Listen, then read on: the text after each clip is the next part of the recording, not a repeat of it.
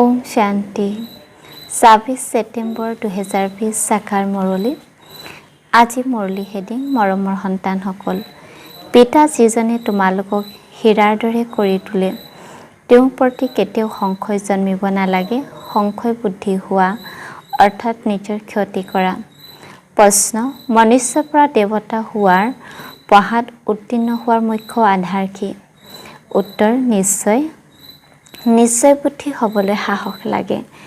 মায়াই এই সাহস নাইকিয়া কৰি দিয়ে, সংশয় বুদ্ধি কৰি দিয়ে। আগবাঢ়ি গৈ থাকোঁতে যদি পঢ়াৰ প্ৰতি বা পঢ়াওতা পৰম শিক্ষকৰ প্ৰতি সংশয় জন্মে, তেনেহ'লে নিজৰ আৰু আনৰ বহুত ক্ষতি কৰে। আজি গীত তুমি প্ৰেমৰ সাগৰ হয়। ওম শান্তি। আত্মিক সন্তানসকলৰ প্ৰতি শিৱ বাবাই বুজাই আছে, তোমালোক সন্তানসকলে পিতাৰ মহিমা কৰা যে তুমি প্ৰেমৰ সাগৰ। তেওঁক জ্ঞানৰ সাগৰ বুলিও কোৱা হয়। যিহেতু জ্ঞানৰ সাগৰ এজনে, তেন্তে বাকীসকলক কোৱা হয় অজ্ঞান, কাৰণ জ্ঞান আৰু অজ্ঞানৰ খেল হয়। জ্ঞান আছে পৰমপিতা পৰমাত্মাৰ। এই জ্ঞানৰ দ্বাৰা নতুন সৃষ্টি স্থাপনা হয়। এনেকুৱা নহয় যে কোনোবা নতুন সৃষ্টি ৰচনা কৰে, সৃষ্টিটো অবিনাশী হয়ে। কেৱল পুৰণি সৃষ্টিক সলনি কৰি নতুন কৰি তোলে। এনেকুৱা নহয় যে প্ৰলয় হৈ যায়, গোটেই সৃষ্টি কেতিয়াও বিনাশ নহয়। পুৰণি হৈ গ'ল, সেয়া সলনি হৈ নতুন হৈ আছে। পিতাই বুজাইছে, এয়া পুৰণা ঘৰ য'ত তোমালোক বহি আছা। এইটো জানা যে আমি নতুন ঘৰলৈ যাম। যেনেকৈ পুৰণি দিল্লী আছে, এতিয়া পুৰণি দিল্লী নাইকিয়া হ'ব, তাৰ সলনি এতিয়া নতুন তৈয়াৰ হ'ব। এতিয়া নতুন কেনেকৈ হয়? প্ৰথমতেতো তাত বাস কৰা সকল যোগ্য হ'ব লাগিব। নতুন সৃষ্টিটো হয়েই সৰ্বগুণ সম্পন্ন। তোমালোক সন্তানসকলৰ এইটো লক্ষ্য উদ্দেশ্য আছে। পাঠশালাত লক্ষ্য উদ্দেশ্যটো থাকে নহয় জানো? পঢ়োতাসকলে জানে মই শিক্ষক হ'ম, বেৰিষ্টাৰ হ'ম। ইয়াত তোমালোকে জানা যে আমি আহিছোঁ মনুষ্যৰ পৰা দেৱতা হ'বলৈ। পাঠশালাত লক্ষ্য উদ্দেশ্য নোহোৱাতকৈ কোনেও পঢ়িব নোৱাৰে। কিন্তু এইখন এনেকুৱা আশ্চৰ্যজনক পাঠশালা যে যিসকলে লক্ষ্য উদ্দেশ্যক বুজি পঢ়ি আকৌ পঢ়া এৰি দিয়ে। এনেকৈ ভাবে যে এয়া ভুল পঢ়া, এনেকুৱা লক্ষ্য উদ্দেশ্য নাথাকে, এনেকুৱা কেতিয়াও হ'ব নোৱাৰে। পঢ়াওতাজনৰ প্ৰতি সংশয় আহি যায়, পৰম শিক্ষকৰ প্ৰতি সংশয় আহি যায়। সেই পঢ়াওতাটো পঢ়িব নোৱাৰিলে অথবা পইচা নাথাকিলে, সাহস নাথাকিলে তেতিয়া পঢ়া এৰি দিয়ে। এনেকৈতো কোৱা নহ'ব যে বেৰিষ্টাৰী জ্ঞানী ভুল, পঢ়াওতাজন ভুল। ইয়াতো মনুষ্য বুদ্ধি আচৰিত ধৰণৰ। পঢ়াৰ প্ৰতি সংশয় আহি যায়, তেতিয়া কৈ দিয়ে এই পঢ়াৰ ভুল। ভগৱানে নপঢ়ায়, বাদশ্বাহী আদি একো পোৱা নাযায়। এয়া সকলো মনে সজা কথা। সংশয় বুদ্ধি লোকে তেনেকৈ কয়। এনেকৈও বহুত সন্তানে পঢ়ি পঢ়ি আকৌ এৰি দিয়ে। সকলোৱে সুধিব, তুমিতো কৈছিলা তোমালোকক ভগৱানে পঢ়ায়, যাৰ দ্বাৰা মনুষ্যৰ পৰা দেৱতা হয়, তেন্তে এয়া কি হ'ল? নহয়, সেই সকলোবোৰ মনে সজা কথা আছিল। এনেকৈ কয়, এই লক্ষ্য উদ্দেশ্য মোৰ বোধগম্য নহয়। বহুত আছে যিসকলে নিশ্চয়েৰে পঢ়িছিল, সংশয় অহা বাবে পঢ়া এৰি দিলে। নিশ্চয় কেনেকৈ হ'ল, আকৌ সংশয় বুদ্ধি কোনে কৰি তোলে? তোমালোকে ক'বা যে এয়া যদি পঢ়িলাহেঁতেন তেন্তে বহুত উচ্চ পদ পাব পাৰিলাহেঁতেন। বহুতে পঢ়ি থাকে, বেৰিষ্টাৰী পঢ়ি পঢ়ি আধাতে এৰি দিয়ে। অন্যসকলেতো পঢ়ি বেৰিষ্টাৰ হৈ যায়। কোনোবাই পঢ়ি উত্তীৰ্ণ হয়, কোনোবাই অনুত্তীৰ্ণ হৈ যায়। তাৰ পাছত কিবা নহয় কিবা কম পদ পাই যায়। এইটো ডাঙৰ পৰীক্ষা হয়, ইয়াত বহুত সাহস লাগে। প্ৰথমতেতো নিশ্চয় বুদ্ধি সাহস লাগে। মায়া এনেকুৱা যে এতিয়াই সংশয় বুদ্ধি কৰি তোলে। পঢ়িবলৈ বহুত আহে, কিন্তু কোনোবা ভোটা বুদ্ধি হয়, ক্ৰম অনুসৰি উত্তীৰ্ণ হয় নহয় জানো? বাতৰি কাকততো তালিকা ওলায়। এয়াও এনেকুৱা, পঢ়িবলৈ বহুত আহে। কোনোবা উত্তম বুদ্ধি হয়, কোনোবা ভোটা বুদ্ধি হয়। ভোটা বুদ্ধি হৈ আকৌ সংশয়ত আহি এৰি থৈ যায়। তেতিয়া আনৰো ক্ষতি কৰাই দিয়ে। সংশয় বুদ্ধি বিনশন্তি বুলি কোৱা হয়।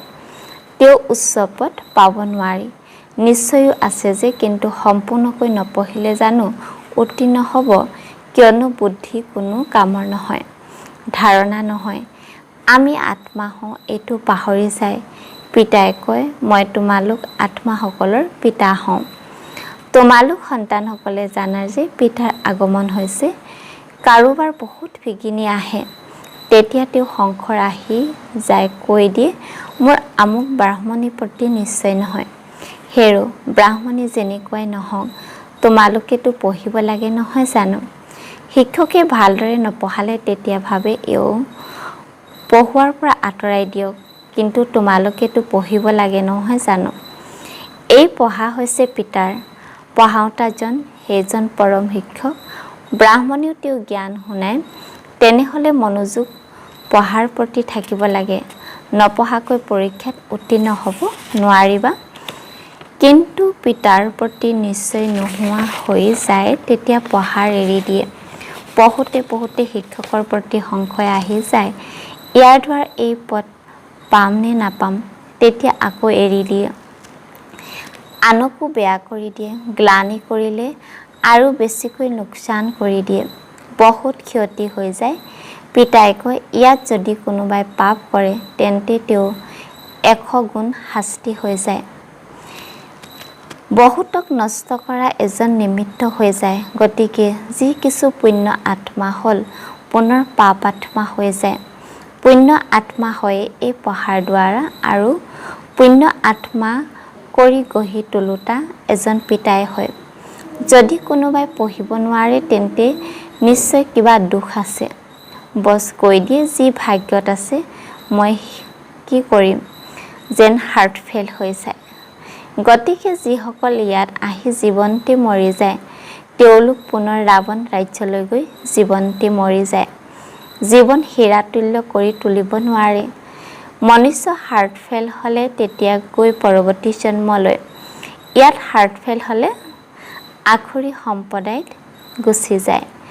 এয়া হ'ল জীৱন্তে মৃত জন্ম। নতুন সৃষ্টিলৈ যাবলৈ পিতাৰ হৈ যায়। আত্মাসকল যাব নহয় জানো? আমি আত্মা এই শৰীৰ বোধ এৰি দিম, তেন্তে বুজিবা এওঁ দেহী অভিমানী। মই অন্য বস্তু, শৰীৰ অন্য বস্তু। এটা শৰীৰ এৰি আন এটা শৰীৰ লয়, তেন্তে নিশ্চয় অন্য বস্তু নহ'ল জানো? তোমালোকে বুজি পোৱা, আমি আত্মাসকলে শ্ৰীমতত এই ভাৰতত স্বৰ্গ স্থাপনা কৰি আছোঁ। মনুষ্যক দেৱতা কৰি তোলা এইটো কৌশল শিকিব লাগে। এয়াও সন্তানসকলক বুজাইছে। সৎসংগ কোনোৱেই নহয়। সত্যটো এজন পৰমাত্মাকে কোৱা হয়। তেওঁৰ নামেই হ'ল শিৱ। তেওঁৱেই সত্যযুগ স্থাপনা কৰে। কলিযুগৰ আয়ুস নিশ্চয় সম্পূৰ্ণ হ'ব। গোটেই সৃষ্টিচক্ৰ কেনেকৈ ঘূৰে এইটো পুলকৰ চিত্ৰত স্পষ্টকৈ আছে। দেৱতা হ'বলৈ সংগম যুগত পিতা হৈ যায়। পিতাক এৰি দিলে তেতিয়া পুনৰ কলিযুগত গুচি যাব। ব্ৰাহ্মণ স্বৰূপৰ প্ৰতি সংশয় আহি গ'লে তেতিয়া শুদ্ধ পৰিয়ালত গুচি যাব। পুনৰ দেৱতা হ'ব নোৱাৰে। পিতাই এইটোৱে বুজায়, কেনেকৈ এতিয়া স্বৰ্গ স্থাপনা ভেটি নিৰ্মাণ হৈ আছে। ভেটি নিৰ্মাণৰ উৎস আকৌ উদ্বোধনী উৎসৱো হয়। ইয়াতো হৈছে গুপ্ত। এইটো তোমালোকে জানা যে আমি স্বৰ্গৰ কাৰণে তৈয়াৰ হৈ আছোঁ। তাৰ পাছত নৰকৰ নাম নাথাকিব। অন্তলৈকে য'ত জীয়াই থাকিব লাগে, পঢ়িব নিশ্চয় লাগে। পতিত পাৱন এজনেই পিতা, যিজনে পবিত্ৰ কৰি তোলে। এতিয়া তোমালোক সন্তানসকলে বুজি পোৱা যে এয়া সংগম যুগ।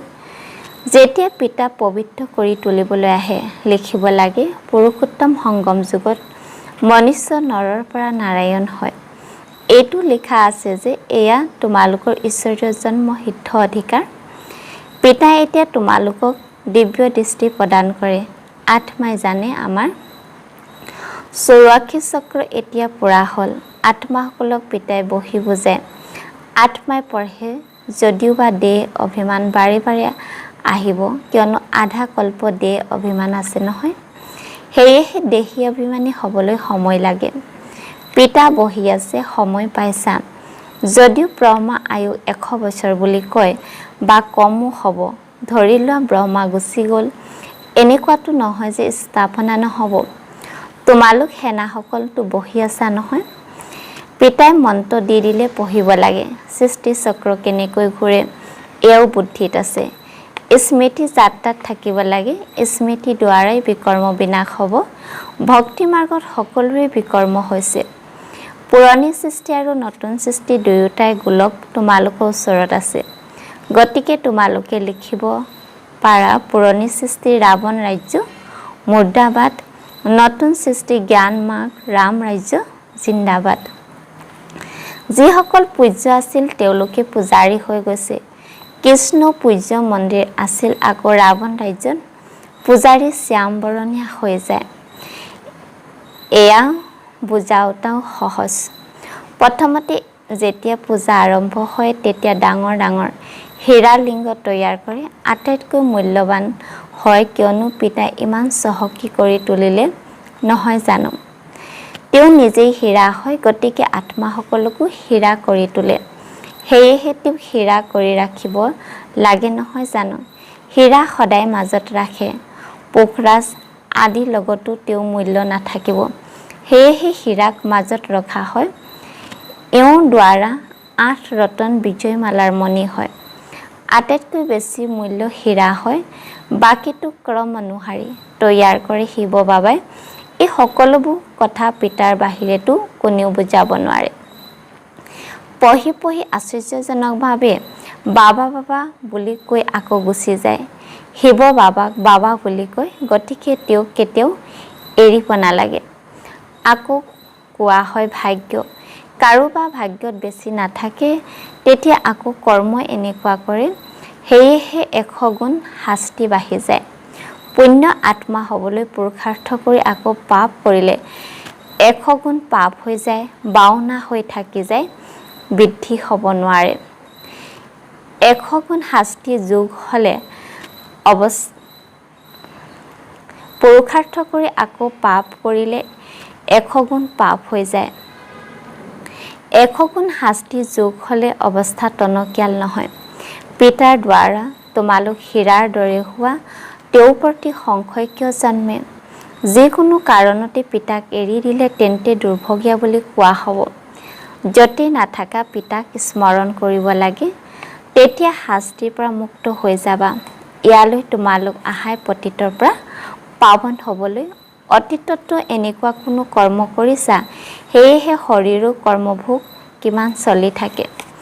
এতিয়া তোমালোকেতো আধা কল্পৰ কাৰণে ইয়াৰ পৰা মুক্ত হৈ যোৱা।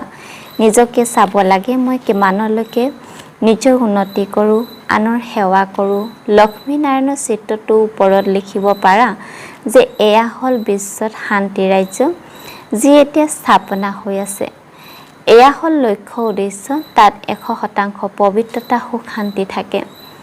এওঁলোকৰ ৰাজ্যত আন কোনো ধৰ্ম নাথাকে, গতিকে এতিয়া যি ইমান ধৰ্ম আছে সেইবোৰ নিশ্চয় বিনাশ হ'ব। বুজাবলৈ বিশাল বুদ্ধি লাগে, নহ'লেতো নিজৰ অৱস্থা অনুসাৰী বুজায়। চিত্ৰ আগত বহি বিচাৰ কৰিব লাগে। বুজনিটো পাইছা? বুজি পালে তেতিয়া বুজাব লাগে। সেইবাবে বাবাই সংগ্ৰহালয় স্থাপনা কৰাই থাকে। স্বৰ্গৰ দুৱাৰ, এই নামটিও ভাল। সেয়া হ'ল দিল্লী গেট, ইণ্ডিয়া গেট, এয়া আকৌ হ'ল স্বৰ্গ গেট। তোমালোকে এতিয়া স্বৰ্গৰ দুৱাৰ মুকলি কৰি আছা। ভক্তি মাৰ্গত এনেকৈ বিবুদ্ধিত পৰি যায়, যেনেকৈ ওলাবলৈ ৰাস্তা বিচাৰি নাপালে বিবুদ্ধিত পৰি যায়। ৰাস্তা কোনেও নাপায়, সকলোৰ ভিতৰত আবদ্ধ হৈ যায় মায়া ৰাজ্যত। পুনৰ পিতা আহি উলিয়াই। কাৰোবাৰ ওচৰলৈ মন নগ'লে তেতিয়া পিতাও কি কৰিব? কাৰোবাৰ ওলাবলৈ মন নগ'লে তেতিয়া পিতাও কি কৰিব? সেইবাবে পিতাই কয়, মহান দুৰ্ভাগ্যশালী ইয়াতে চোৱা, যিসকলে পঢ়া এৰি দিয়ে। সংগ গঢ় গতি বেয়া হ'লে সুন্দৰ হোৱা পৰিৱৰ্তে কলা হৈ যায়। গুপ্ত আত্মাই পঢ়ে। আত্মাইহে হৰিৰ দ্বাৰা সকলো কৰে। আত্মা হৰি অবিহনেতো একো কৰিব নোৱাৰে। আত্মা বুলি বুজি পোৱাটো নিশ্চয় হয়। আত্মা বুলি নিশ্চয় কৰিব নোৱাৰিলে তেতিয়া দেহ অভিমানত আহি যায়।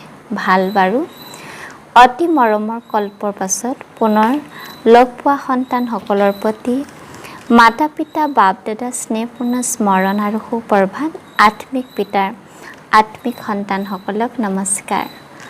ধাৰণাৰ বাবে মুখ্য হয় পৰম শিক্ষকে যি পঢ়ায় সেই পঢ়া আমাক নৰৰ পৰা নাৰায়ণ কৰি তোলে। এইটো নিশ্চয় মনোযোগ দি পঢ়িব লাগে। পঢ়াওঁতা শিক্ষকক চাব নালাগে। 2 নম্বৰ, দেহী অভিমানী হ'বলৈ পুৰুষাৰ্থ কৰিব লাগে। জীৱনতে মৰি গৈছা, গতিকে এই শৰীৰবোধ এৰি দিব লাগে। পুণ্য আত্মা হ'ব লাগে, কোনো পাপ কৰ্ম কৰিব নালাগে। বৰদান, স্বস্থিতি আসনত স্থিত হৈ পৰিস্থিতিসমূহৰ ওপৰত বিজয় প্ৰাপ্ত কৰোঁতা মাষ্টাৰ ৰচয়িতা হোৱা। বিস্তাৰত কৈছে যিকোনো পৰিস্থিতি প্ৰকৃতিৰ দ্বাৰা আহে, সেইবাবে পৰিস্থিতি ৰচনা হয় আৰু স্বস্থিতি থাকোঁতাসকল ৰচয়িতা হয়। মাষ্টাৰ ৰচয়িতা বা মাষ্টাৰ সৰ্বশক্তিমান কেতিয়াও পৰাজিত হ'ব নোৱাৰে। অসম্ভৱ। যদি কোনোবাই নিজৰ আসন এৰি দিয়ে তেন্তে পৰাজিত হৈ যায়। আসন এৰা অৰ্থাৎ শক্তিহীন হৈ যোৱা। আসনৰ আধাৰত শক্তিসমূহ স্বতঃ আহে। যিসকল আসনৰ তললৈ আহি যায় তেওঁলোকৰ মায়া ধূলি লাগি যায়। বাপ দাদাৰ প্ৰতি অতি আদৰৰ জীৱনতে মৃত্যু হৈ জন্ম লোৱা ব্ৰাহ্মণে কেতিয়াও দেহ অভিমানৰ মাটিত খেলিব নোৱাৰে। শ্লোগান, দৃঢ়তাই কাৰা সংস্কাৰকো মমৰ দৰে গলাই দিয়ে অৰ্থাৎ সমাপ্ত কৰি দিয়ে। ওম শান্তি।